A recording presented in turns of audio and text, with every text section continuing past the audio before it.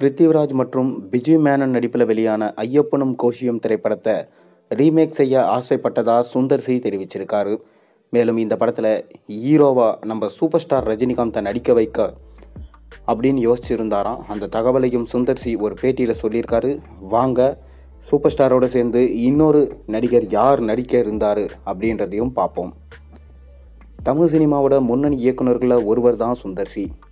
இயக்குனராக மட்டும் இல்லாமல் நடிகர், தயாரிப்பாளர் என பலமுகம் கொண்டவர் சுந்தர் சி. இயக்குனரும் நடிகருமான மணிவண்ணனிடம் உதவி இயக்குனராக பணியாற்றிய சுந்தர் சி முறைமாமன் படத்தின் மூலம் இயக்குனராக அறிமுகமானார். அந்த படத்தை பார்த்த அனைவரும் முதல் பட இயக்குனர் இயக்கிய படம் போலவே இல்லை, அவ்வளவு நேர்த்தியாக சிறப்பாக இருந்தது என பாராட்டியிருந்தாங்க. அப்போது துவங்கிய சுந்தர் சியின் வெற்றி பயணம் தற்போது வரை தொடர்ந்து கொண்டே வருது. தான் ஒரு என்டர்டெய்னர், பொழுதுபோக்கான படங்களை எடுக்கவே விரும்புகிறேன் என தெல்ல தெளிவாக முடிவெடுத்து அந்த பாதையில் சரியாக பயணிச்சுட்டு வராரு சுந்தர் சி. என்னதான் இவரின் படங்கள் விமர்சனங்கள் முன்ன பின்ன இருந்தாலும் வசூல் ரீதியாக இவரின் அனைத்து படங்களுமே லாபகரமான திரைப்படங்கள் தான். அப்படி அவர் எடுத்த திரைப்படம் அருணாச்சலம் மற்றும் நம்ம கமல்ஹாசனை வச்சு அன்பே சிவம். இந்த படம்லாம் சூப்பர் டூப்பர் ஹிட். நம்ம ரஜினி வச்சு மீண்டும் ஒரு படத்தை இயக்க அப்போவே ஆசைப்பட்டு இருந்தார் சுந்தர் சி. ஆனால் அது நடக்காமல் போயிடுச்சு. அது பல வருஷம் கழிச்சு இப்போ நடக்கிற மாதிரி வந்திருக்கான். அதுதான் சுந்தர் சி பேட்டியாக சொல்லியிருக்காரு.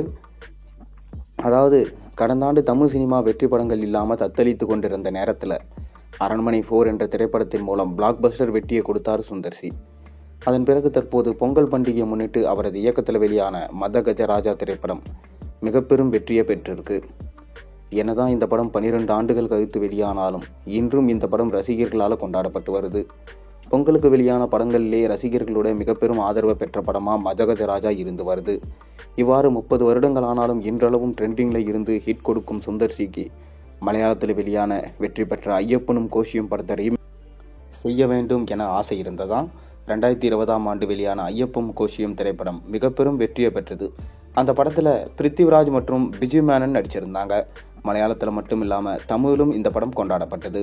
இந்நிலையில் அந்த படம் வெளியான சமயத்தில் அதனை தமிழில் ரீமேக் செய்ய ஆசைப்பட்டாராம் நம்ம சுந்தர் சி. ஆனால் அந்த சமயத்தில் அந்த படத்துடைய ரீமேக் ரைட்ஸை வேறு ஒருத்தர் வாங்கிட்டாராம். அதனால் ஐயப்பனும் கோஷியும் படத்தை தன்னால் ரீமேக் செய்ய முடியவில்லை என்றார் சுந்தர் சி.